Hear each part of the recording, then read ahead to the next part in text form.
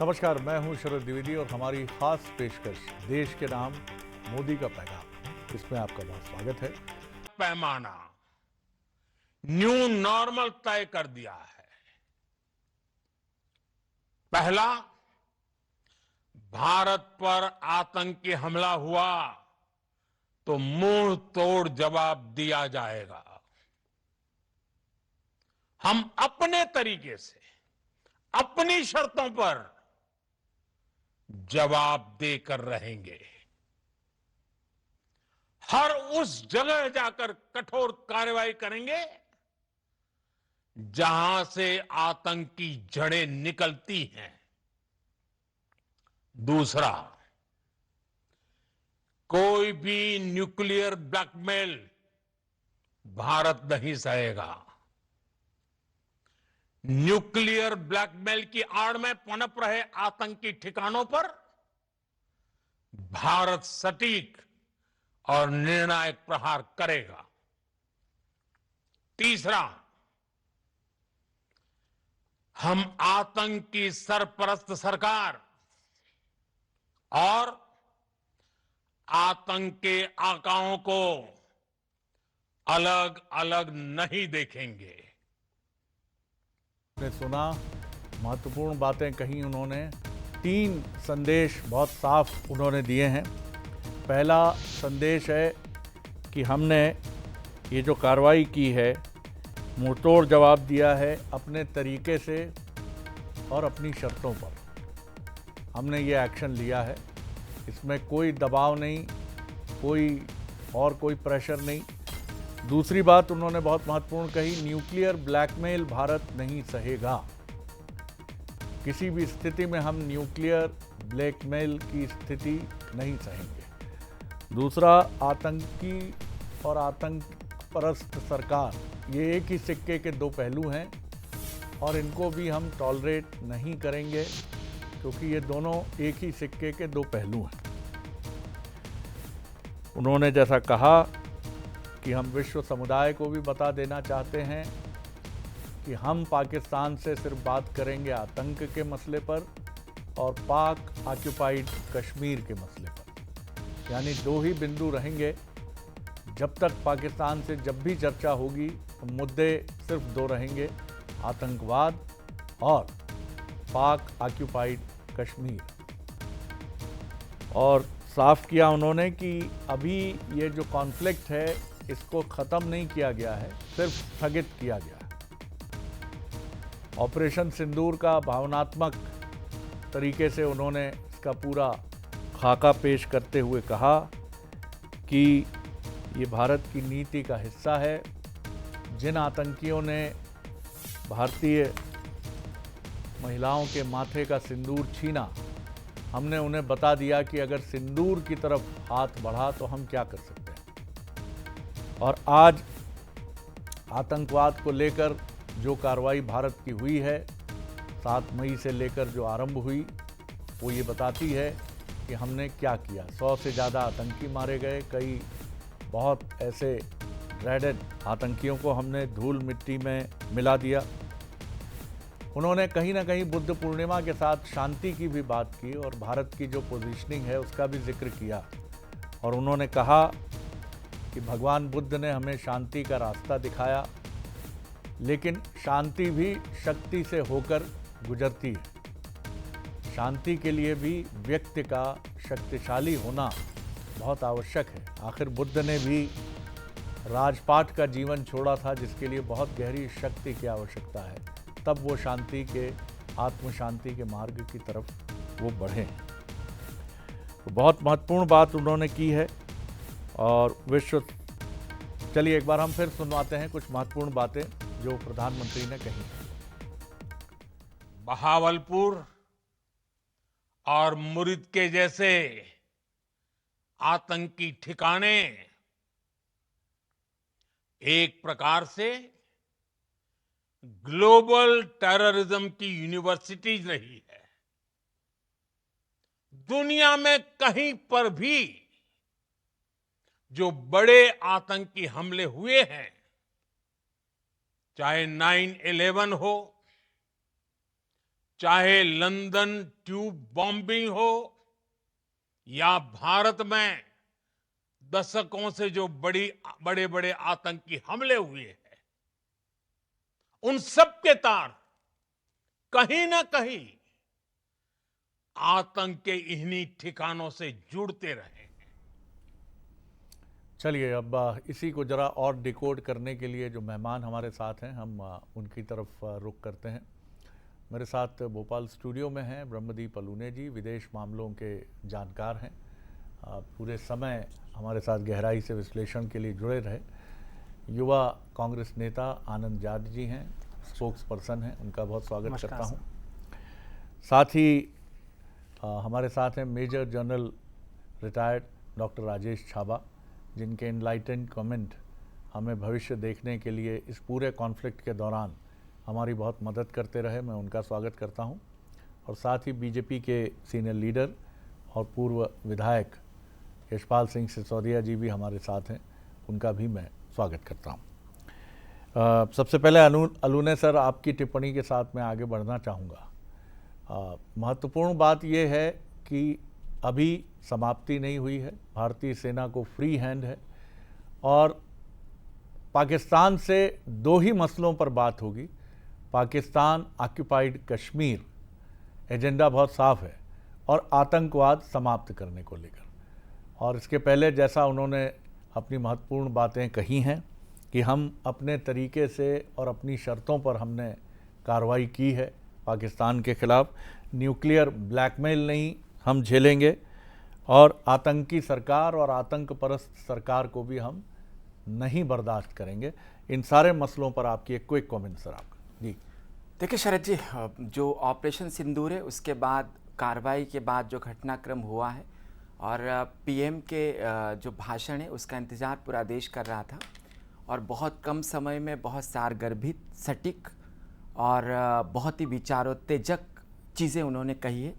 उसके संदेश भारत के लिए इसलिए महत्वपूर्ण है कि हमारी सेना बहुत मजबूत है, हमारे लोग बहुत मजबूत हैं, हमारी राजनीतिक पार्टियों ने सबने मिलकर साथ दिया, मतलब देश के लिए बहुत बड़ा संदेश था।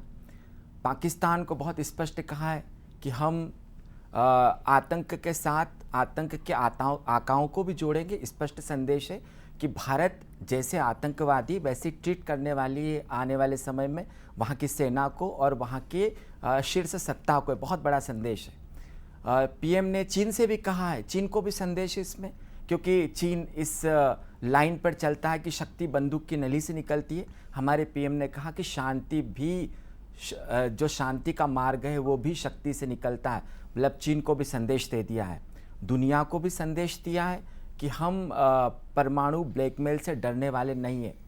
तो यह जो भाषण है पीएम का, इसमें एक चीज़ और, क्या बिटवीन द लाइंस ये ट्रम्प साहब का जवाब है कि आतंकवाद और व्यापार भी एक साथ नहीं चलेंगे? आज ट्रम्प साहब का एक जो ट्वीट है इसी मसले पर, उनका कहना है कि जैसे वो ये कहते हुए नज़र आए कि मैंने ये भी कहा कि दोनों मुल्कों से व्यापार बंद कर दूंगा। मतलब वो इसके इम्पैक्ट को भी देख रहे थे कि मैं दोनों मुल्कों को मैंने कहा कि अगर सीज फायर नहीं हुआ तो मैं आपसे भी व्यापार नहीं करूंगा, आपसे भी नहीं करूंगा। जी बिल्कुल शरद जी, देखिए जो अमेरिका के लिए पाकिस्तान गैर नाटो सहयोगी देश है, मतलब रणनीतिक तौर पर उनकी भागीदारी घटनाक्रम में तमाम विरोधाभास के बावजूद अमेरिका भारत के साथ नजर आता है और जो अंदेशे व्यक्त किए गए उसके बावजूद यह भी चीज़ें सामने आई है कि जो मार्को रूबियो है अमेरिका के विदेश मंत्री, उन्होंने जब युद्ध रुकवाने की बात मोदी जी से कही तो मोदी जी ने इस पर बहुत ही सख्त जवाब दिया और यही कारण है कि घटनाक्रम घूमकर शहबाज शरीफ तक गया। और देश को यह नहीं भूलना चाहिए कि पाकिस्तान का फ़ोन आया था भारत में और जो पाकिस्तान कुप्रचार कर रहा है, गिड़गिड़ा रहा है। जी बिल्कुल। तो ये जो देश के मन में बहुत सारे भ्रम पैदा करने की खासकर पाकिस्तान की सेना ने कोशिश की, तो बहुत सारी चीज़ें बहुत सामने हैं कि पाकिस्तान गिड़गिड़ाया था, अमेरिका ने कोशिश की थी, चीन को हमने जवाब दिया है, हमने हथियार गिराए, हमने आतंकी ठिकानों को नष्ट किया है और हम बातचीत जो है वो पाकिस्तान से नहीं करेंगे, हम ट्रेड नहीं करेंगे। और सबसे महत्वपूर्ण शरद जी, ये भी स्पष्ट हो गया है, ये जो अमेरिका को संदेश दिया है कि जो नदी को लेकर, सिंधु जल परियोजना को लेकर जो पाकिस्तान बावेला मचा रहा है, तो मोदी जी ने बहुत क्लियर कर दिया है कि खून और पानी साथ में नहीं बह सकता। मतलब एक लोकतांत्रिक देश के प्रधानमंत्री ने बहुत ही सख्त लहजे में दुनिया को बता दिया है कि हम पाकिस्तान के आतंकवाद को अब बर्दाश्त करने वाले नहीं हैं। आपने बहुत इंपॉर्टेंट कमेंट किया। मैं मेजर जनरल छाबा सर की तरफ चलूँगा। सर, एक और बहुत इंपॉर्टेंट बात है, उन्होंने कहा युद्ध का युग नहीं है लेकिन आतंक का भी युग नहीं है। और ऐसा कहते हुए उन्होंने ये भी कहा, उन्होंने विश्व को चेताया भी है कि इस समस्या से हम ही नहीं परेशान हैं। लंदन में रेलवे स्टेशन के ट्यूब अटैक्स हों या फिर अमेरिका का 9/11 हो, आप सब भी इस दर्द को बहुत अच्छे से समझते हैं। तो कृपया करके आतंकी फैक्ट्री पाकिस्तान को लेकर अपने रवैये में वो सख्ती और भारत के प्रति वो समर्थन भी व्यक्त करें। ये बिटवीन द लाइंस था, आपकी टिप्पणी जी। देखिए, भारत जब पहला एक्शन जो भारत ने लिया था 22 अप्रैल के बाद, वो था इंडस वाटर ट्रीटी को एब्रोगेट करना और उसे निलंबित कर देना। जी, प्राइम मिनिस्टर की ये जो स्टेटमेंट की खून और पानी एक साथ नहीं बह सकते जी, इसका बड़ा स्ट्रेट फॉरवर्ड मतलब है कि इंडस वाटर ट्रीटी हम उसे अभी चालू नहीं करने देंगे। जी, we will use it as a weapon. Water as a weapon हम चाइना के लिए यूज करते हैं कि वो इस्तेमाल करता है, परंतु भारतीय प्राइम मिनिस्टर ने बहुत क्लियर कर दिया कि वाटर एज ए वेपन हम भी यूज कर सकते हैं और हम करेंगे। उन्होंने 3 चीज बड़ी क्लियर की, terror and talk do not go together, जी, terror and trade do not go together, और पानी और खून एक साथ नहीं बह सकता। First point. Second point is commitment अभी तक नहीं क्लियर आया कि डीजीएमओ की टॉक में कमिटमेंट क्या थे, पर दो बड़े पॉइंटेड चीजें जो प्राइम मिनिस्टर ने कही हैं वो दिखाता है कि जो कमिटमेंट दो कमिटमेंट हमने आई थिंक पाकिस्तान से लिए हैं कि टेररिज्म नहीं होगा और दूसरा आर्म्ड एक्शन नहीं होगा। क्योंकि ये अगर जो प्राइम मिनिस्टर ने बोला कि टेररिस्ट की एक्टिविटी बर्दाश्त नहीं होगी और कोई आर्म्ड एक्शन पाकिस्तान के द्वारा नहीं लिया जाएगा, ये बहुत महत्वपूर्ण पॉइंट्स हैं जो प्राइम मिनिस्टर ने दिए। उसके साथ साथ उन्होंने एक चीज बहुत क्लियर की, indigenisation, export potential, new age warfare capability. उसका सीधा सा मतलब है मॉडर्नाइजेशन भारतीय सेना का चलता रहेगा, इंडिजनाइजेशन प्रोग्राम बरकरार रहेगा और भारत के जो वेपन सिस्टम जो हमने डिप्लॉय किए वो वेपन वॉर प्रूवन हैं। उसका ये मतलब है कि हमारे जो हथियार हैं उनकी कैपेबिलिटी दुनिया ने देख ली है और ये बहुत बड़ा सिग्नल है कि हम एक वेपन प्रोड्यूसिंग कंट्री हैं, वेपन इंपोर्टिंग कंट्री ही नहीं रहे। जी। एक और जो इंपॉर्टेंट चीज जो उन्होंने कहा है कि पाकिस्तान ने अटैक किया इंडिया के मिलिट्री टारगेट के ऊपर, बहुत क्लियर जस्टिफिकेशन है कि हमारे सारे एक्शन जो थे वो पाकिस्तान के द्वारा किए गए एक्शन के कारण ही थे। हमारा रिएक्शन था, हमारा एक्शन नहीं था। स्टार्टिंग फ्रॉम 22 अप्रैल जो टेररिस्ट का अटैक था वो बहुत क्लियर इंडिकेशन था कि हम अब टेररिज्म को बर्दाश्त नहीं करेंगे।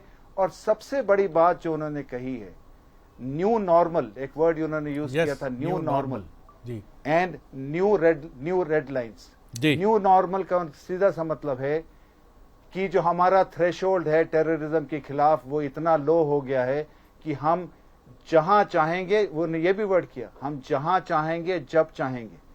दैट मीन्स पाकिस्तान के अंदर, पाकिस्तान की कोई भी एरिया सेफ नहीं है इंडिया के एक्शन के खिलाफ। और इंडिया का न्यू नॉर्मल ये है कि हमारे खिलाफ अगर टेररिज्म की एक्टिविटी होगी तो हम फ्री हैं कि हम कहीं भी अटैक कर सकेंगे। ये बहुत बहुत बड़े वर्ड्स जो उन्होंने यूज किए हैं। यस यस यस जी बिल्कुल। अभी और भी पॉइंट्स हैं, बिल्कुल मैं आता हूं अगर सर, आप मैं मुझे लौटता समय दें हूं, तो मैं मैं और भी लौटता बोल हूं। सकता हूं। एक क्विक रिएक्शन ले लूं और मेहमानों का आपने, लेकिन सबसे महत्वपूर्ण चीज़ है न्यू नॉर्मल।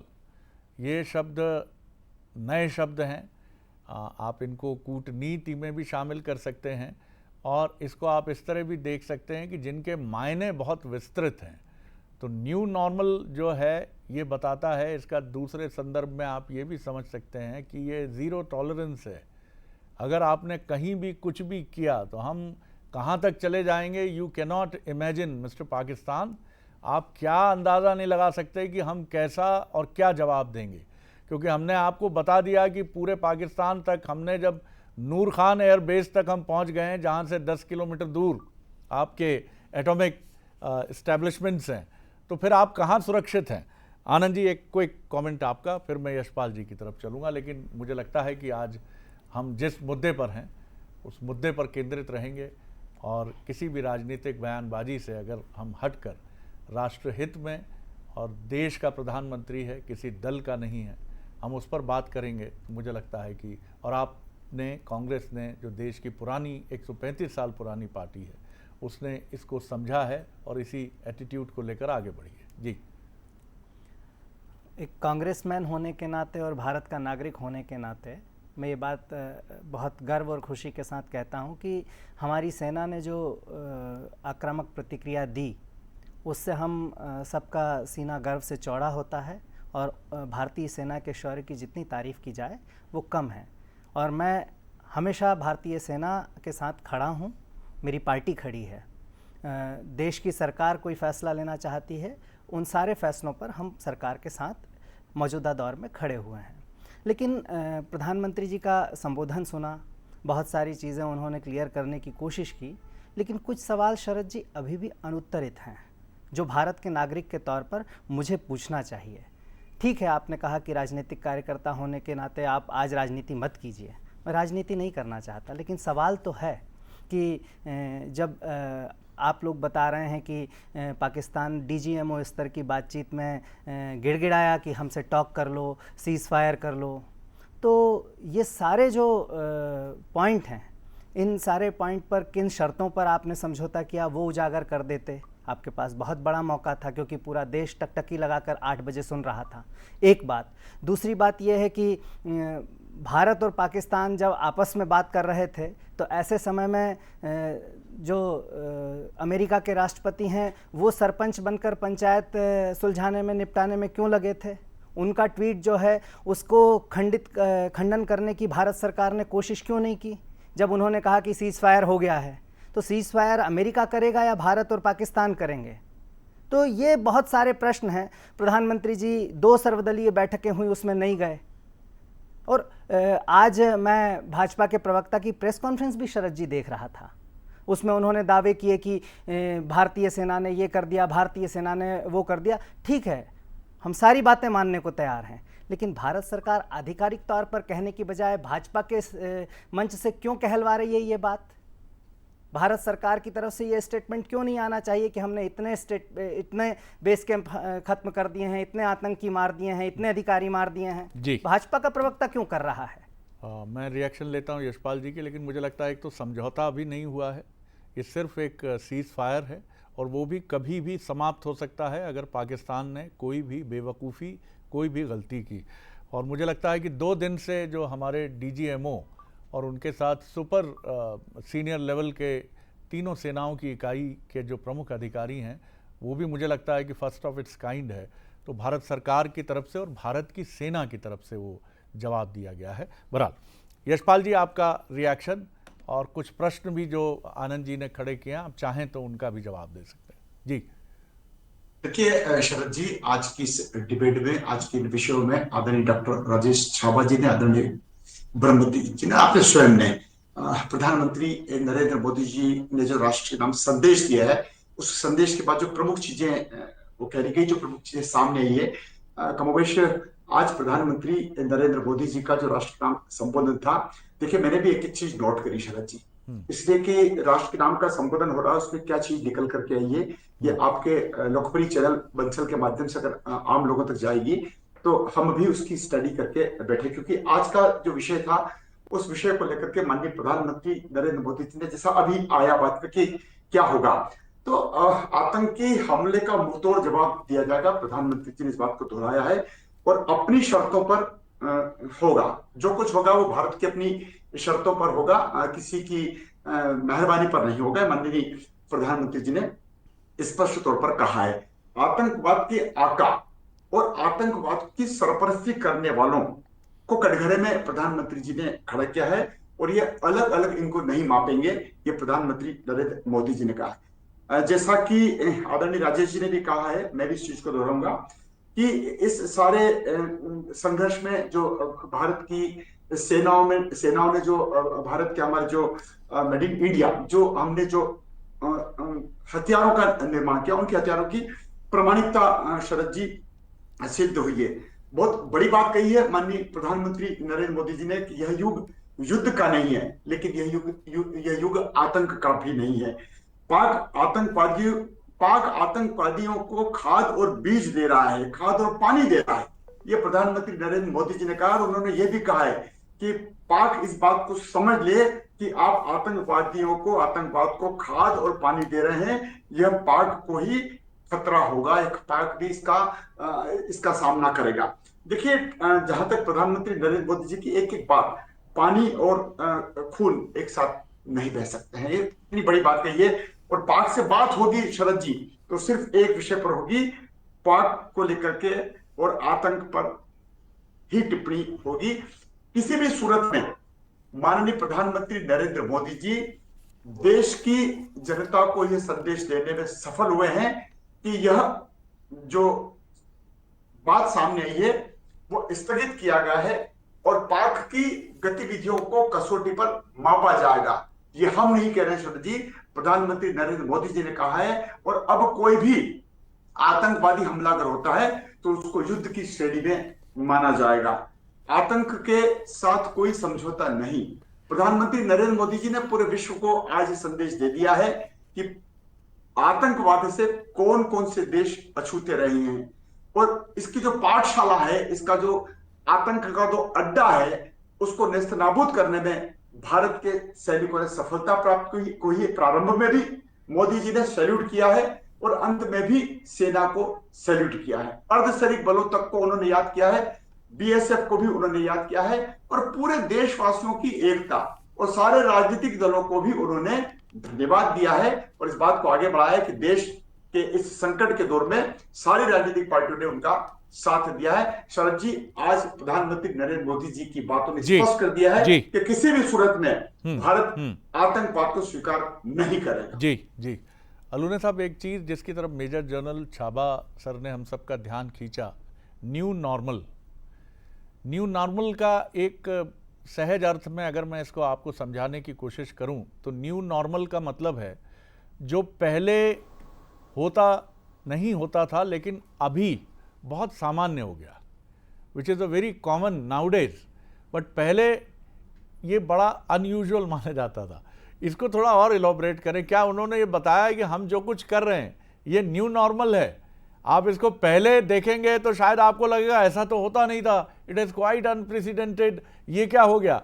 बट अब ये न्यू नॉर्मल है कि इजराइल घुस के मारता है, तरह तरह के अटैक्स करता है, वो मतलब वो भी कर लेता है जिसकी कल्पना नहीं है कि पेजर बॉम्ब हो जाते हैं, वो फटते हैं और वो जवाब देता है। न्यू नॉर्मल एक ऐसा शब्द है जिसको एलॉबरेट ना करके उन्होंने एक शब्द छोड़ दिया, लेकिन इसकी व्याख्या बड़ी व्यापक है। मैं छाबा सर से भी समझूंगा लेकिन आपसे भी जानना चाहूंगा। जी बिल्कुल शरद जी, देखिए प्रधानमंत्री का जो उद्बोधन है बहुत दिलचस्प है, बहुत सारे विषय हैं, लेकिन जब न्यू नॉर्मल की बात करते हैं तो बहुत स्पष्ट है भारत की जो सैन्य रणनीति है वो अब परंपरागत तरीके से युद्ध नहीं लड़ेगी। भारत की सैन्य रणनीति में आधुनिकतम हथियार होंगे। बहुत महत्वपूर्ण बात। और सबसे बड़ी बात है जो आधुनिकतम हथियार हैं वो आत्मनिर्भर भारत से आने वाले हथियार होंगे। मतलब देखिए, उदारीकरण और वैश्वीकरण का दौर है, तो वैश्विक संदेश है कि भारत जो है अब आत्मनिर्भर है हथियारों के बाजार में भी। और दूसरी बात है, उदार इसलिए है कि हम यदि शांति से कोई रहता है तो उसके साथ ट्रेड करेंगे, मतलब एक व्यापार का संदेश दे दिया। दूसरी बात है हमारी सैन्य रणनीति में जो हमने बहुत अच्छी चीज़ें जो उभर कर आई है कि देश की पहली बार तीनों सेनाओं ने मिलकर एक आतंक के खिलाफ जो ऑपरेशन था उसको देश की 3 सेनाओं ने मिलकर पूरा किया है, मतलब ये अद्भुत है।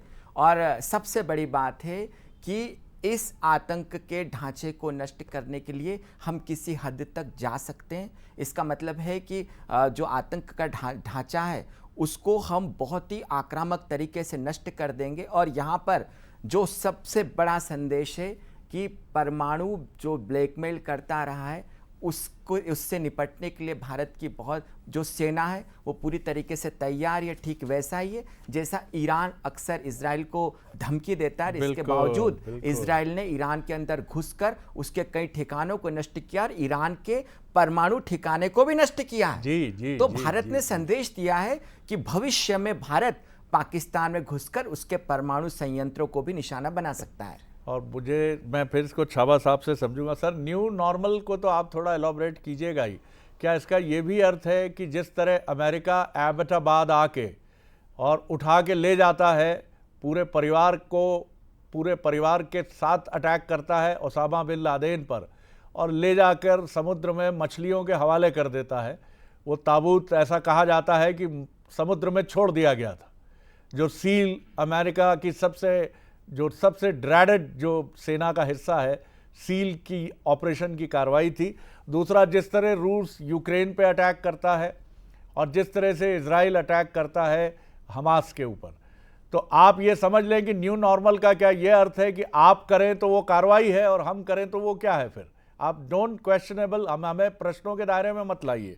और दूसरी जो महत्वपूर्ण बात जो कह रहे थे कि आप हमेशा कहते रहें कि एटम बॉम्ब है ही नहीं, तो क्या हमारी इंटेलिजेंस एजेंसीज ने इसकी पुष्टि कर दी है कि आधा अधूरा कच्चा काम किया है? प्रधानमंत्री का ये कहना भी बहुत सिग्निफिकेंट है कि हम परमाणु ब्लैकमेलिंग में नहीं फंसेंगे। जी देखिए, परमाणु बम पाकिस्तान के पास हैं, इसमें तो कोई शक नहीं। वो डिक्लेयर्ड न्यूक्लियर पावर है, उसने एटॉमिक बॉम्ब टेस्ट किए हैं, तो उसमें तो कोई शक नहीं है कि और रिपोर्ट्स के हिसाब से जाएं या हमारी इंटेलिजेंस एस्टिमेट्स के हिसाब से जाएं तो पाकिस्तान के पास भारत से ज्यादा न्यूक्लियर बॉम्ब्स हैं। Anyway, that's beside the point. New normal की डेफिनेशन करते हैं। न्यू नॉर्मल की डेफिनेशन अगर हम सीधी तौर पे समझें तो वो प्राइम मिनिस्टर ने 2-3 चीजों से स्पष्ट कर दी है। पहली बात, उन्होंने 3 चीज का जिक्र किया। उन्होंने सर्जिकल स्ट्राइक का जिक्र किया जी, उन्होंने एयर स्ट्राइक का जिक्र किया, दैट मीन्स पुलवामा के बाद जो था, और तीसरा उन्होंने ऑपरेशन सिंदूर की बात की। इसका यह मतलब उन्होंने बड़ी क्लियर कर दिया कि भारत का जो रेस्पॉन्स है टेररिज्म के खिलाफ वो बढ़ता जा रहा है इंटेंसिटी में। एक इंटेंसिटी में बढ़ता जा रहा है और दूसरा जगह के ऊपर बढ़ता जा रहा है। उरी पीओके के अंदर था, बालाकोट पाकिस्तान के अंदर था, पर वो क्लोज टू JNK था। परंतु ये जो ऑपरेशन सिंदूर हुआ है उसमें जो टेररिस्ट कैंप अटैक किए गए हैं वो पूरे 4 पाकिस्तान के अंदर थे, और वो भी भावलपुर 100 से ज्यादा किलोमीटर अंदर है। मुरीद के सेम 5 POK के अंदर, 4 पाकिस्तान के अंदर। उन्होंने ये बड़ा क्लियर कर दिया है कि अभी ज्योग्राफी से लिमिटेशन नहीं है। दूसरी बात जो उससे रिलेटेड है, terrorist supporting governments will not be acceptable. वो भले पाकिस्तान की आर्मी हो या पाकिस्तान की गवर्नमेंट, वो एक्सेप्टेबल नहीं है। ये भी न्यू नॉर्मल का ही हिस्सा है। नेक्स्ट न्यू नॉर्मल का जो पॉइंट बोला है कि हम डिसाइसिव स्टेप्स फ्यूचर में लेने के लिए हम प्रतिबद्ध हैं। दैट मीन्स हम एक्शन जो ये है वो हम लेते रहेंगे। और उसी के साथ साथ जो उन्होंने बोला था कि ये वेट एंड वॉच पॉलिसी है हमारी, अभी हम इंतजार करेंगे, देखेंगे कि पाकिस्तान क्या करता है और उसके बाद हम रिस्पॉन्स करने को तैयार हैं। तभी उन्होंने कहा ये सीज फायर है, ये विड्रॉल या ऑपरेशन सिंदूर का खात्मा नहीं है। तो न्यू नॉर्मल का सिंपल सा मतलब है कि इंडिया जिस तरीके से पहले काम करता था वो इस तरीके से काम नहीं करेगा। उसकी टॉलरेंस लिमिट और उसकी सैन्य शक्ति का प्रदर्शन वो अपनी मर्जी से करेगा और जहां चाहेगा वहां करेगा। बिल्कुल ठीक कहा सर, आपने काफ़ी अच्छे ढंग से आपने इसको समझाया है कि महत्वपूर्ण बात यह है कि हम 3 फेजेस का जिक्र न्यू नॉर्मल के तहत उन्होंने किया, जो आपने हमें समझाया। पहला उन्होंने बताया सर्जिकल स्ट्राइक, दूसरा उन्होंने बताया एयर स्ट्राइक, और ये तीसरा ऑपरेशन सिंदूर।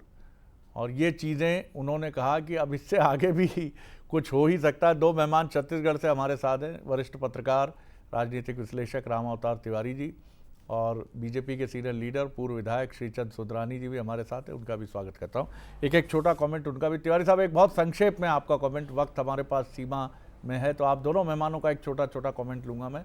तिवारी साहब पहले आप। जी तिवारी साहब। सर। देखिए, अभी तक जो बयान या जो घटनाक्रम वो सेना की तरफ से आ रहा था। सेना ने पूरे वो जो घटनाक्रम हुए हैं उनको प्रमाणित तौर पे बताया। एक नेता के तौर पर, विश्व के नेता के तौर पर, भारत के नेता के तौर पर उन्होंने जो सरकार की मंशा है, सरकार की मंशा आना जरूरी था। अभी तक सरकार की मंशा नहीं आई थी। हमने सारे घटनाक्रम, सारे परिस्थितियों पर सरकार का क्या रुख है सर, क्योंकि कांग्रेस जो है वो संसद की मांग कर रही है, तो एक पॉलिटिकल रुख आ गया है। जब से ट्रंप जी आए हैं उसके बाद से पॉलिटिकल रुख आया है। इसमें पॉलिटिकल बयान देश के राष्ट्राध्यक्ष का आना जरूरी था। तो ये मोदी जी का आया है कि हम सख्त रहेंगे, आगे हम करेंगे। तो उसने अपनी सरकार ने अपनी नीतियों का, अपनी बातों को देश की जनता के सामने, समर्थकों के सामने, आलोचकों के सामने और विश्व के सामने बड़ी बेखूबी, बड़ी प्रमुखता से रखा है कि हम अब कोई भी जो लड़ाई है प्रमुखता से लड़ेंगे। और हमने बता दिया कि हम कहाँ खड़े हैं, किस तरह से हम मजबूत हैं, और जो पाकिस्तान की जो नीतियां हैं उनकी उन्होंने आलोचना की। भारत के जो सेना को सलाम किया। तो और भविष्य में जो है, भविष्य में होने वाली जो घटनाएं हैं उसका हम किस तरह जवाब देंगे, ये एक तरह से जो लीडर को बताना चाहिए। वो लीडर ने अपना सब चीज संदेश जो है दे दिया है।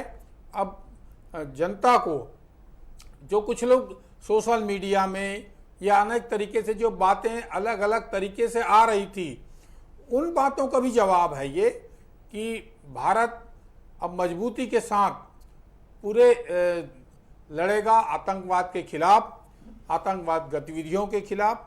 ये उन्होंने पूरा चीजों को बहुत प्रमुखता से एक तिवारी साहब, छोटा सा एक उत्तर और चाहूंगा आपसे, एक छोटा सा उत्तर और चाहूंगा कि ये अवसर भी है क्योंकि बीच में हमने कुछ कड़वाहट कुछ अधिक देखी सत्ता पक्ष और विपक्ष में, तो ये एक मौका भी है दोनों के नज़दीक आने का। एक बहुत अच्छा अवसर है ये, और इसमें दोनों को ही समान रूप से कदम आगे बढ़ाने होंगे, क्योंकि ये एक मौका भी है जो भारत की 1947 से लेकर अब तक की जो गौरवशाली लोकतांत्रिक परंपराएं हैं, जिसमें दलगत राजनीति से ऊपर उठकर भारत ने हमेशा हर संकट में साथ चलने का संकल्प प्रदर्शित किया है। तो इसमें दोनों ही दलों को और अधिक कॉन्फिडेंस के साथ और अधिक विश्वास के साथ सामने आना चाहिए, और दोनों को बहुत बड़े मन का प्रदर्शन भी करना चाहिए। खासतौर से मैं समझता हूं कि सत्ताधारी दल के नाते बीजेपी को भी, और सबसे महत्वपूर्ण विपक्षी दल होने के नाते कांग्रेस को भी। जी एक छोटा सा कमेंट इस पर बस। जी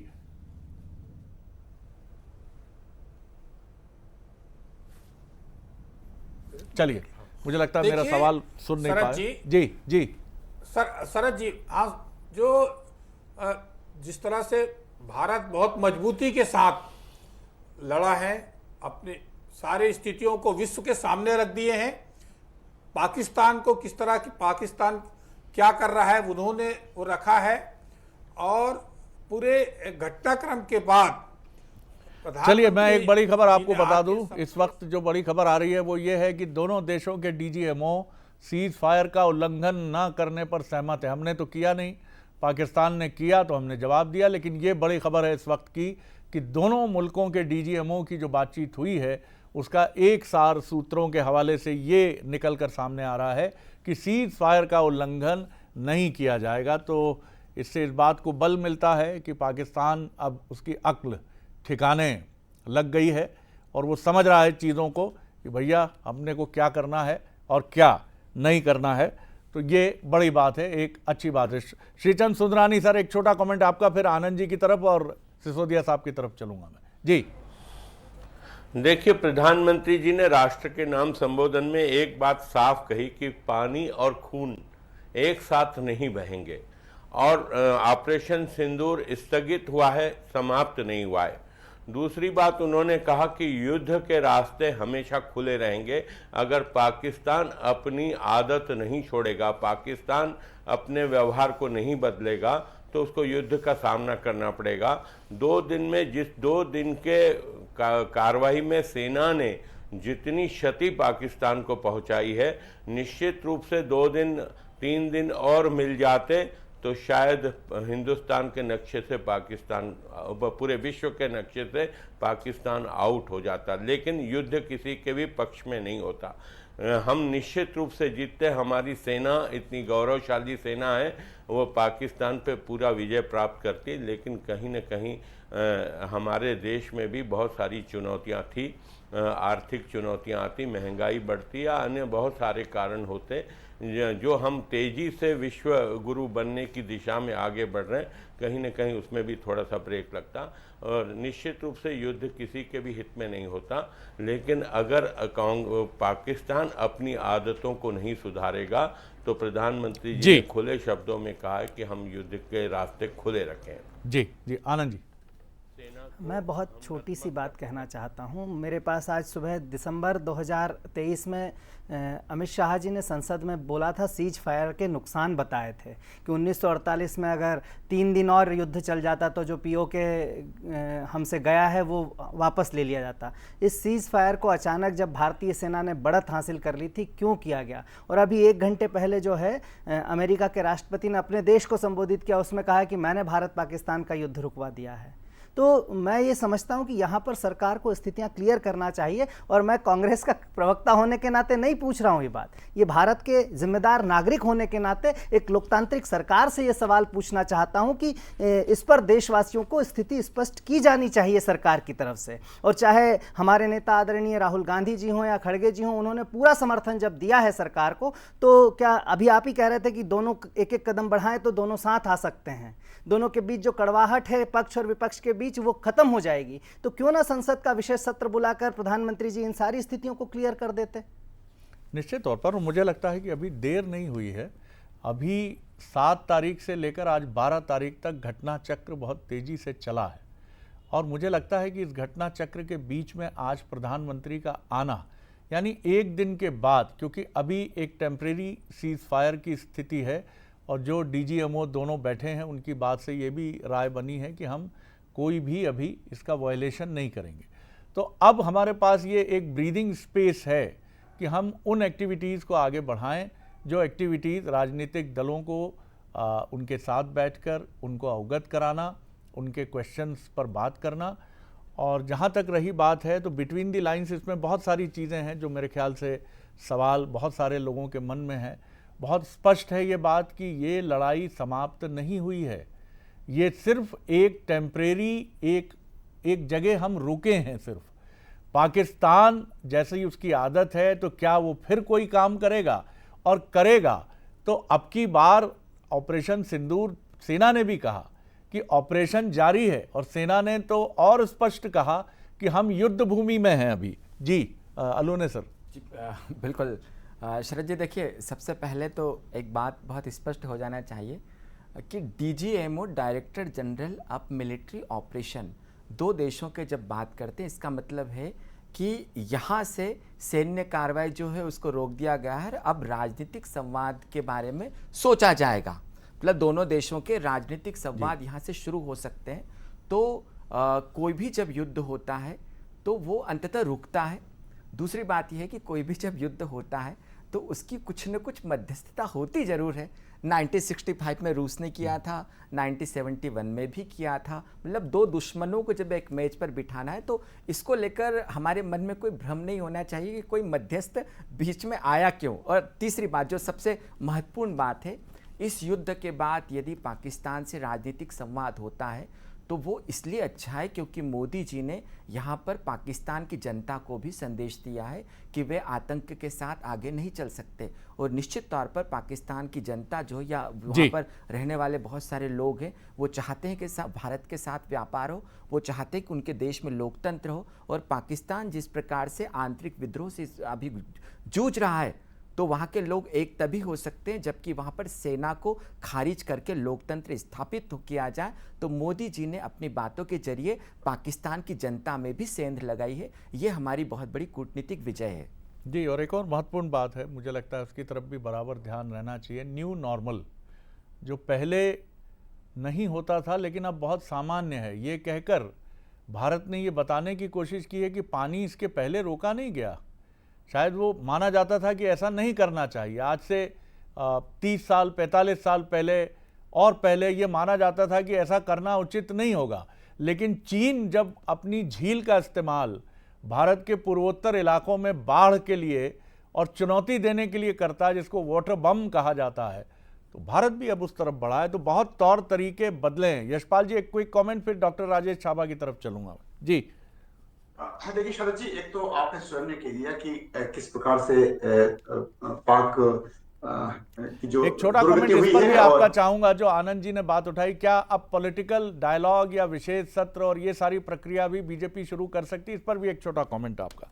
जी देखिए शरद जी, जो कुछ घटनाक्रम चल रहे हैं, आज भारत के प्रधानमंत्री नरेंद्र मोदी जी ने जो सेनाओं के प्रमुखों के और जो डीजीएमओ के जो आज वक्तव्य आए हैं, जो प्रेस कॉन्फ्रेंस हुई है, उसके बाद प्रधानमंत्री जी का बोलना इस बात का द्योतक है कि भारतीय जनता पार्टी के नेतृत्व वाली सरकार के मुखिया, देश के यशस्वी प्रधानमंत्री जी की क्या लाइन है, क्या उनका विचार है, क्या उनका मन है।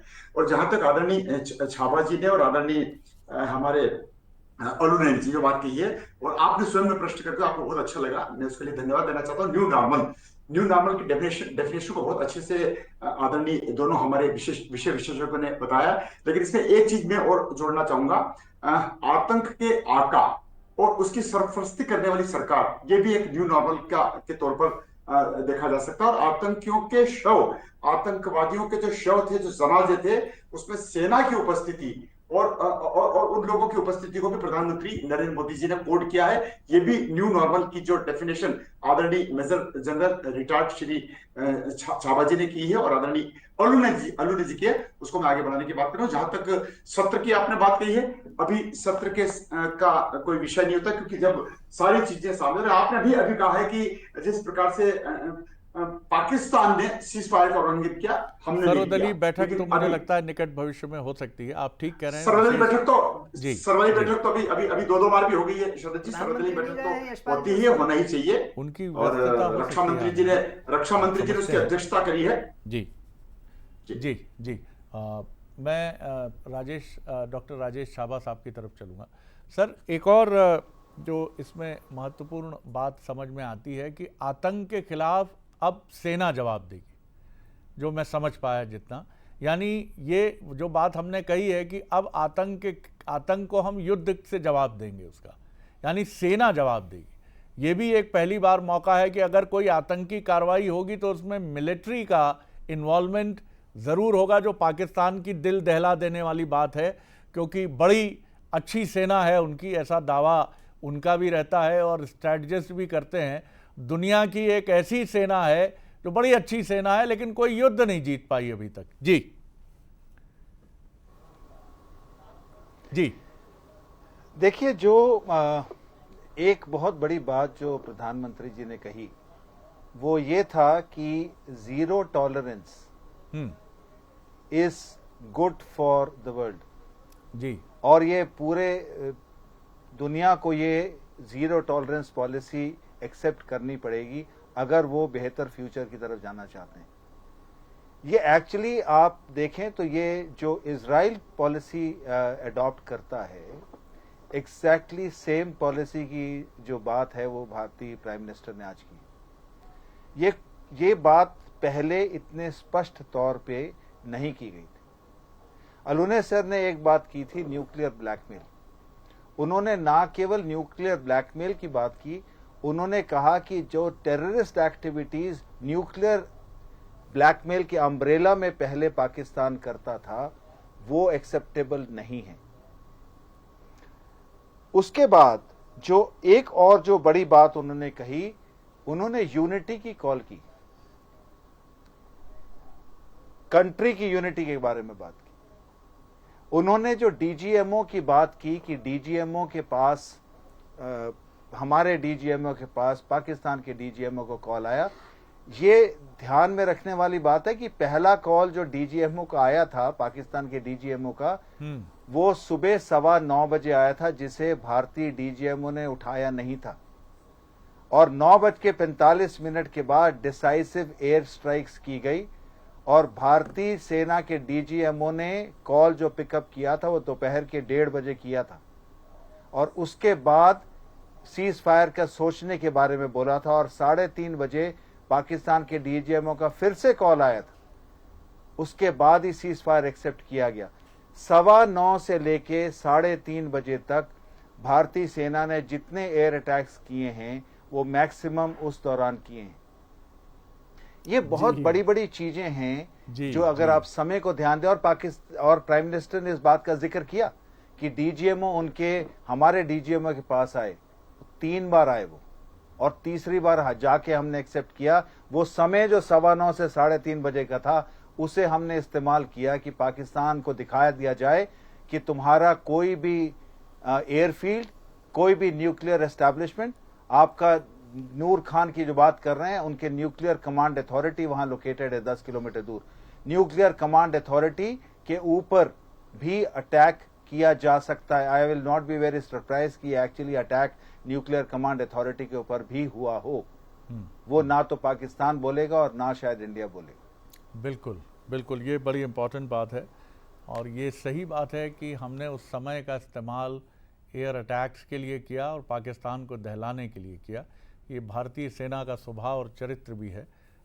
मेजर जनरल जीडी बख्शी ने हमसे बातचीत में कहा था कि इसी तरह 29 बलूच रेजिमेंट ने कारगिल में, हमने उसके घुटने टेक दिए। जब उसने सफ़ेद झंडा दिखाया तो हमने उसको भी अवॉइड करके 1 घंटे तक गोलीबारी की और उसके बाद छत पर भंगड़ा किया, ये बताने के लिए कि भारतीय सेना की ताकत क्या है। राम अवतार तिवारी सर के लिए मैं बता दूं कि ये उसी समय पहलगाम में थे परिवार के साथ, अपने मित्रों के साथ, जिस समय ये घटना वहाँ घटी और उन्होंने न सिर्फ उसके बारे में सुना लोगों से, उनकी घबराहट को वहाँ देखा, बल्कि बंसल न्यूज़ को भी उन्होंने वहाँ से लाइव उस वक्त रिपोर्टिंग उन्होंने की। तिवारी सर, आपने उस समय जो माहौल कश्मीर में स्पेशली पहलगाम और श्रीनगर में देखा और महसूस किया, उसमें आपने क्या परिवर्तन पाया? क्योंकि पहले हम सुनते रहे कि कश्मीर में एक थोड़ा अलग सेंटिमेंट रहता था, पत्थरबाजों की कहानियां भी हमने सुनी, लेकिन अभी जिस कश्मीर की भावनाएं हम तक पहुंच रही हैं, आप तो वहां रह के आपने देखी हैं सारी चीज़ें, वो बहुत मुख्तलिफ थी, बड़ी भिन्न थी। जी देखिए, धारा 370 के हटने के बाद वहाँ का माहौल अच्छा हुआ है और माहौल अच्छा होने के कारण एक तरह से ये कहा जाता है कि पुलिस की जो सुरक्षा थी बहुत ज़्यादा थी, वो कम हुई सुरक्षा। उसी का जो फायदा है वो आतंकवादी उठाए और वो घटना किए, पहली बात। दूसरी बात, उस घटना के बाद हम लोग एक डरे हुए थे उस दिन पूरा, जब वहाँ से लौट रहे थे वापस श्रीनगर, तो तरह तरह से सवाल थे मन में और एक गुस्सा था कि पाकिस्तान को मजा चखाया जाए, पाकिस्तान पर इन आतंकवादियों के जो आतंक लगातार फैलाए हुए हैं उनको नष्ट किया जाए, उसके लिए एक अभियान चलाया जाए। एक मन में गुस्सा था। वो एक सरकार ने और सेना ने जो किया वो काबिले तारीफ था कि सेना ने एक तरफ उनके सारे ठिकानों को ध्वस्त किया, सेना ने अपना शौर्य दिखाया कि भारत कितना मजबूत है। ये एक चीज़ देखने मिला। बस एक और लगा था कि पाकिस्तान को और थोड़ा नेस्तनाबूद और किया जाए ताकि इस तरह की घटनाएं ना हो। अगर अब भारत और पाकिस्तान के बीच हुए तमाम हमलों युद्धों को अगर आप देखेंगे सिलसिलेवार, तो हर बार हम उसको माफ़ करते हैं, उसको मारते पीटते हैं, उसको ध्वस्त करते हैं, मगर वो फिर उठ के आता है और अपनी बदमाशी करता है और हमारे बेगुनाह लोगों को फिर से मारता है। तो ये उसकी आदत है। आज एक बार फिर समझौता हुआ है, इस समझौते का पालन तो हम करते हैं, वो नहीं करता। जी उसके साथ जो गलत आदतें हैं वो उसका कैसे हल निकाला जाए, ये सवाल अभी भी बना हुआ है। जी बिल्कुल। लेकिन आतंक के चेहरे, जैसे हम कहते हैं कि अच्छाई और बुराई, ये दो पहलू, कभी ये लिट्टे बन जाता है और लिट्टे बनकर भारत के एक पूर्व प्रधानमंत्री की ज़िंदगी के साथ खेल जाता है, कभी ये खालिस्तान बन जाता है और कभी ये स्वर्ण मंदिर में सेना के प्रवेश को आमंत्रित कर देता है, और कभी ये धर्म के नाम पर ISIS और पाकिस्तान जैसे मुल्क में जाकर बैठ जाता है। तो मुझे लगता है कि आतंकवाद पानी की तरह बर्तन देखकर उसमें प्रवेश करता है और उसी का आकार ले लेता है। ये लड़ाई चलती रहेगी, लेकिन धर्म की जीत होती है और अधर्म का नाश होता है। ये तय मानिए तिवारी सर, ये होकर रहेगा। लेकिन ये लड़ाई बहुत आसानी से थम जाती है या रुक जाती है, ऐसा नहीं है। ये लड़ाई चलती रहती है और चलती रहेगी भी। मैं सुंदरानी सर का एक कमेंट दूं, उसके पहले प्रधानमंत्री ने टेरर को लेकर क्या कुछ और कहा, एक छोटा सा उनका कमेंट हम सुन लेते हैं जो उन्होंने देश को संबोधित करते हुए कहा, फिर मैं आपकी तरफ आता हूं। भारत का मत एकदम स्पष्ट है। टेरर और टॉक एक साथ नहीं हो सकते। टेरर और ट्रेड एक साथ नहीं चल सकते, और पानी और खून भी एक साथ नहीं बह सकता। तो देखिए कितने निर्णायक स्वर में प्रधानमंत्री ने ये बात कही है। जी, एक क्विक कमेंट सुंदरानी सर आपका। जी सर। देखिए, निश्चित रूप से प्रधानमंत्री जी ने अपने छोटे से संबोधन में बहुत सारी स्थितियों को स्पष्ट कर दिया। देश की जनता में कोई अब संशय नहीं होना चाहिए, हमारे राजनीतिक दलों में कोई संशय नहीं होना चाहिए। प्रधानमंत्री जी ने साफ कह दिया है कि युद्ध के रास्ते हमारे खुले हुए हैं। ऑपरेशन सिंदूर स्थगित है, न कि उसे समाप्त किया गया है। ऑपरेशन सिंदूर किसी भी समय फिर से उपयोग किया जा सकता है। आतंकवाद के खिलाफ हमारी लड़ाई जारी रहेगी, बल्कि उन्होंने पूरे विश्व के लोगों को भी आगाह किया कि आतंकवाद के खिलाफ अपन सब लड़ें। तो निश्चित रूप से आतंकवाद को सहारा देने वाली अगर फैक्ट्री पाकिस्तान है और आगे भी उसकी गतिविधियां जारी रहेगी, तो पाकिस्तान के अस्तित्व को समाप्त होने में कोई देर नहीं लगेगी। जी बिल्कुल ठीक है आपने। Anand ji, quick comment sir आप। जी, मैं तो बस इतना कहना चाहूँगा कि ये युद्ध विराम, सीज फायर जो भी है, लेकिन प्रधानमंत्री जी ने जो आज बात कही है, उस बात के माध्यम से अगर हम POK की तरफ एक प्रस्ताव संसद में पास करें और फिर उस पर एक लंबी रणनीति के आधार पर अगर हम चलें, तो मैं समझता हूं कि पाकिस्तान पर इससे ज़्यादा प्रेशर बनेगा। और जिस प्रकार से कांग्रेस पार्टी और समूचे विपक्ष ने एकजुटता दिखाई है, प्रधानमंत्री को हर तरह की कार्रवाई में साथ देने का भरोसा दिया है, मैं समझता हूं ऐसा अवसर दोबारा नहीं आएगा। मैं कल भोपाल का एक अखबार पढ़ रहा था, उसमें पूर्व सेनाध्यक्ष जो नरवाणे साहब हैं, उन्होंने भी ये बात कही कि ये ऐसा अभूतपूर्व मौका है जिसे अगर आप चूक गए तो आगे बहुत समय तक इस तरह के अवसर नहीं आएंगे। तो हमें POK को लेने के लिए जो पूरी कोशिश है वो क्यों नहीं करनी चाहिए? मुझे लगता है कि जिस तरह की गौरवशाली परंपरा है, मैं बहुत आशान्वित हूँ। अलूने सर का एक क्विक कमेंट चाहूँगा।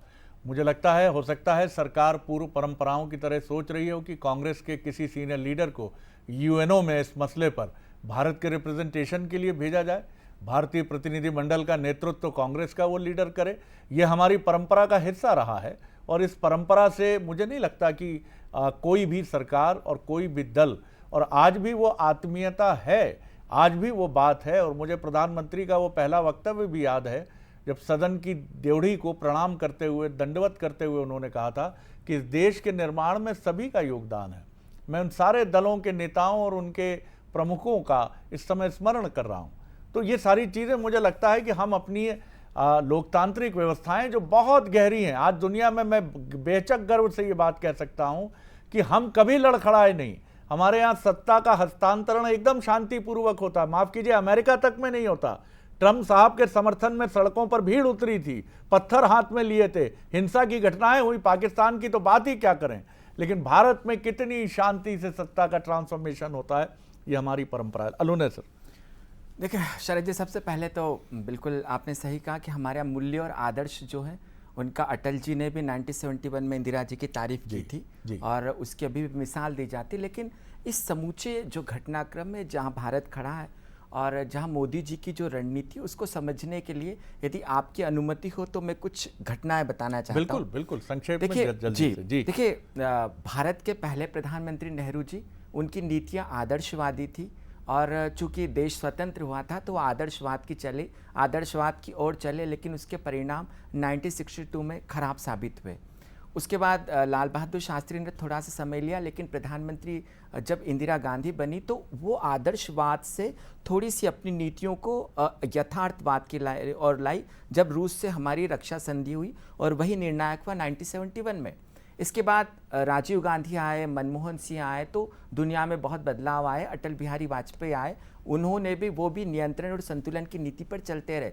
लेकिन आज हम कहाँ पर खड़े हैं? देखिए, दरअसल बात यह है कि किसी भी देश के जो राष्ट्रीय हित होते हैं वो सबसे महत्वपूर्ण होते हैं और यहाँ पर यदि हम आदर्शों और मूल्यों से इतर यथार्थवादी राजनीति का परिपालन करें तो यदि हमारे राष्ट्रीय हित पूरे हो सकते हैं तो वो हमको करना चाहिए। और मोदी जी का जो काम करने का तरीका है या जो 3 बार जो उन्होंने नए वर्ल्ड ऑर्डर की बात किया, जो नए तरीके की बात की, उसमें बहुत स्पष्ट है कि आदर्श और मूल्यों के बूते भारत की संप्रभुता के साथ हम समझौता नहीं करेंगे। यदि हमको अपनी लीक से हटकर किसी देश पर हमला करना भी पड़ा तो हम वैश्विक मंचों पर न तो किसी से पूछेंगे, न महाशक्तियों के दबाव में आएंगे। सबसे पहले राष्ट्र की संप्रभुता की सुरक्षा करेंगे और यही यथार्थवादी जो नीति है जो भारत का आईना बनकर दुनिया के सामने आई है, जिसके बारे में शरद जी आपने भी कहा कि सुबह 9:15 बजे फोन करने के बाद आदरणीय छाबा साहब कह रहे थे हमने उनको रिस्पॉन्ड किया 3 बजे। इसका मतलब बहुत स्पष्ट है कि यथार्थवादी नीति का पालन करते हुए यदि पाकिस्तान के परमाणु संयंत्रों को नष्ट करना पड़ा, यदि पाकिस्तान के सैन्य ढांचों को तहस-नहस करना पड़ा, यदि पाकिस्तान की सेना पर हमला करना पड़ा, यदि इस्लामाबाद में भी हमला करना पड़ा तो भारत करेगा। यही यथार्थवादी जो नीति है वो मोदी जी की इस नीति में प्रतिबिंबित होती है। बिल्कुल आपने ठीक कहा सर।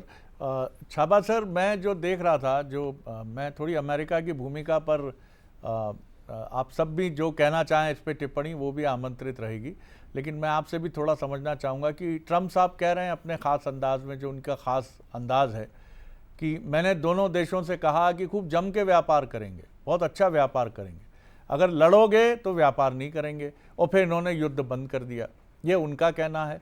लेकिन भारत ने क्या एक संदेश दे दिया है, नो टेरर। अगर टेरर होगा तो टॉक नहीं होगी, अगर आप ये करोगे तो ट्रेड भी नहीं होगा। अपेरेंटली ये मैसेज पाकिस्तान को भी है और क्या अमेरिका को भी है? देखिए, डोनाल्ड ट्रंप ने पहले 2 ट्वीट जो किए थे, उन्होंने एक 1500 साल की भारत और पाकिस्तान की कश्मीर के ऊपर जो डिस्प्यूट है उसकी बात की थी, नॉट रियलाइजिंग कि पाकिस्तान बना ही 78 साल पहले जी। दूसरा फिर उन्होंने दूसरा जो ट्वीट किया उसमें भी 1000 साल की डिफरेंसेस की बात की जी। 1000 साल पहले, एग्जैक्टली 1000 साल पहले तो इस्लाम ही बहुत 1500 साल के करीब हिस्ट्री है, 1500 साल हुए हैं इस्लाम को करीब करीब जी, 1500-1600 साल जी। तो 15 साल तो इस्लाम को हुए। ओके, नाउ एक चीज बहुत इंपॉर्टेंट, आपने एलटीटी की बात की, मुझे याद आ गया कि एलटीटी के खिलाफ 1987 में मेरी भी जान मुश्किल से बची थी जब मुझे सिर पे गोली लगी थी। वो तो भगवान का शुक्र है कि मैं यहाँ पे बैठा हूँ जी। आपने एक बहुत बड़ी बात की कि आतंकवाद इतनी आसानी से खत्म नहीं होगा। अगर हम सोचें कि प्रधानमंत्री की ये जो टॉक है उसके बाद आतंकवाद पाकिस्तान खत्म कर देगा, याद रखिए उनका एक या 2 जनरेशन पिछली, जब अफगानिस्तान का वॉर शुरू हुआ था, जब सोवियत यूनियन ने उनके ऊपर अटैक, जो अफगानिस्तान को कैप्चर किया था 1979 में, 1979 से लेके आज 46 साल हो गए। 46 साल में 2 जनरेशन निकल चुकी। ये 2 जनरेशन का ब्रेन वॉश हो चुका है। वो टेररिज्म के अलावा उनको कोई, आधे उनके जो मदरसाज में पढ़े हैं जो अभी तालिबान का, पाकिस्तान तालिबान और अफगानिस्तान तालिबान का है, उन्होंने टेरर के अलावा कुछ देखा ही नहीं है, ना कुछ सोचा है इसके बारे में। उनका सारा जो ब्रेन है या थॉट प्रोसेस है वो ही टोटली ब्रेन वॉश्ड है। तो ऐसी जनरेशन को इतनी जल्दी आतंकवाद से दूर करना, ये समय लगेगा। ये आपने बहुत बड़ी बात कही थी। और दूसरा मेजर चीज है, प्रधानमंत्री ने बहुत क्लियरली कह दिया कि जो ऑब्जेक्टिव्स में हम जाना चाहते थे वो हमने अचीव कर लिया और तब हम रुके हैं। ये बड़ा क्लियर संदेश है कि ये जो रुके हैं हम, ये डोनाल्ड ट्रंप या यूएस के कारण नहीं रुके हैं, ये रुके हैं जब हमने अपना ऑब्जेक्टिव अटेन कर लिया। आपको याद है जेडी वैंस ने जो प्राइम मिनिस्टर से बात की थी जी, वो परसों रात को की थी। उसके बाद भी कोई लेटअप नहीं। रहीम यार खान के ऊपर अटैक उसी रात को हुआ था। उसके अगले दिन जो उनके फॉरेन मिनिस्टर रूबी, उन्होंने जयशंकर जी से बात की। उसके बाद भी युद्ध नहीं रुका। युद्ध रुका जब हमने अपने ऑब्जेक्टिव अटेन कर लिए, हमने उनके एयर बेसिस के ऊपर अटैक कर लिया, हमने उसकी नपुंगता दिखा दी कि आपकी एयर डिफेंस हमारे खिलाफ एक्शन नहीं ले सकती, हम कहीं भी और कभी भी अटैक कर सकते हैं। और मेरे हिसाब से हमें कोई जल्दी नहीं होगी टॉक स्टार्ट करने में। मैं कोई उम्मीद नहीं रखता हूं कि कोई टॉक इतनी जल्दी स्टार्ट होगी। पाकिस्तान प्राइम मिनिस्टर ने बड़ा क्लियर कर दिया है, terror and talk do not go together, terror and trade do not go together, terror and water do not go together. अगर ये तीन के ऊपर ही जिक्र, जब तक हम वेरीफाइबल और जब तक हम निश्चित नहीं हो जाते कि हम बात, पाकिस्तान ने अपने टेररिज्म सपोर्ट को खत्म कर दिया है, तब तक हम बात नहीं करेंगे। हमें कोई जल्दी नहीं है, हम अपर हैंड पे हैं जी, हमें कोई जल्दी नहीं है बात करनी। और मैं नहीं समझता कि टॉक होगी इतनी जल्दी किसी भी बात के ऊपर। बिल्कुल सर, आपने सही कहा। और देखिए, हमने एक और बड़ा अभूतपूर्व प्रदर्शन किया है कि हमने अपने देश के डीजीएमओ सहित जो सुपर सीनियर ग्रेड के जो हमारे तीनों सेनाओं के अधिकारी हैं, उनको 2 दिन से हम लगातार बिठा रहे हैं। और पाकिस्तान के जिगरे में अभी भी ये नहीं है कि उसकी तरफ से कोई वरिष्ठ सैन्य अधिकारी ब्रीफ कर सके कि उस किया ही नहीं है, आप ब्रीफ क्या करोगे, आप बताओगे क्या। और ये सारी चीज़ें आप इंटरनेशनल वर्ल्ड को बताते हो।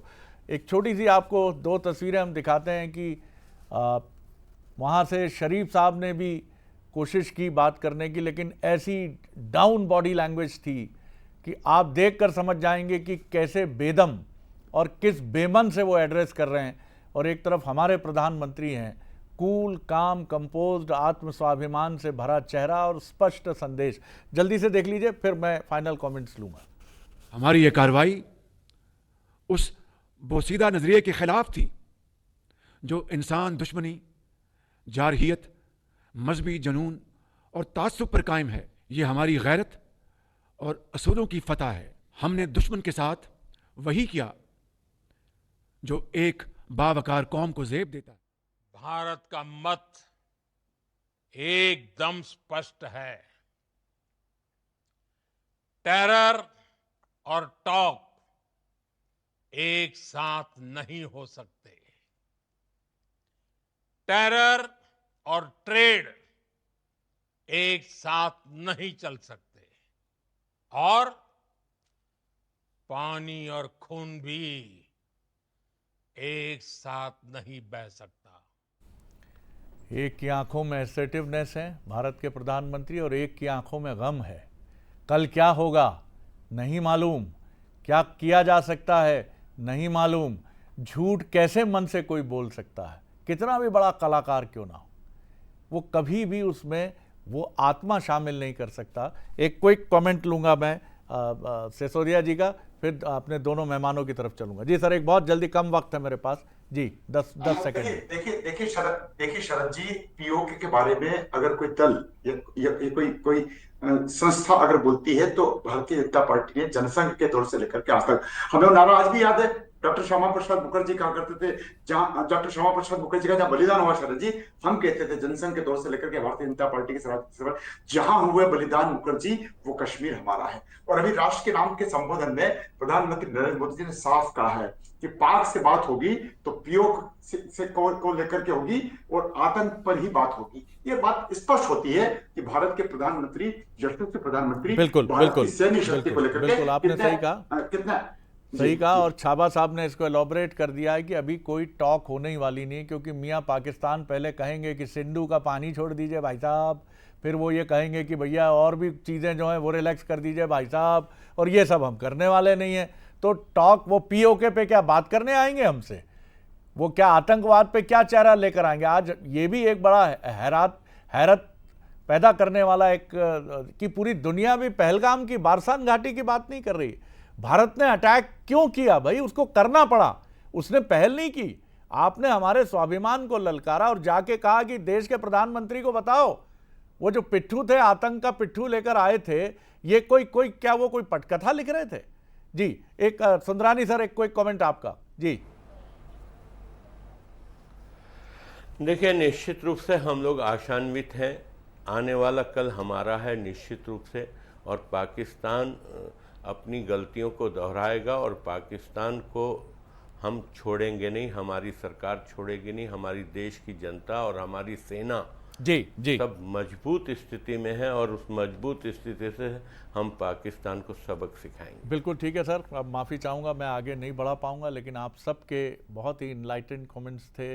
आप सब ने बहुत मन से अपने देश, अपने भारत के बारे में बात की, और मैं इसमें सभी देश के राजनीतिक दलों को कांग्रेस सहित शामिल करूँगा।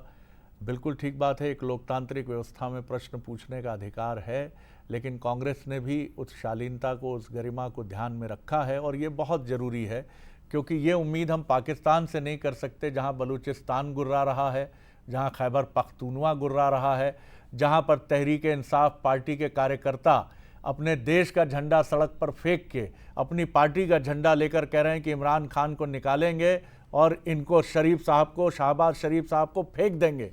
वो पाकिस्तान है और ये भारत है।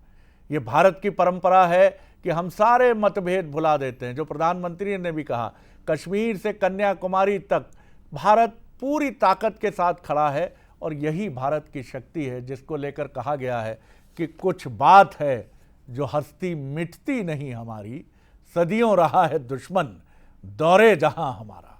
बहुत बहुत धन्यवाद आप सभी मेहमानों का, बहुत शुक्रिया, और बंसल न्यूज़ पर बने रहिए। खबरों का सिलसिला जारी है और भारत पाकिस्तान के मसले से जुड़ी हर बड़ी खबर बंसल न्यूज़ पर है। नमस्कार।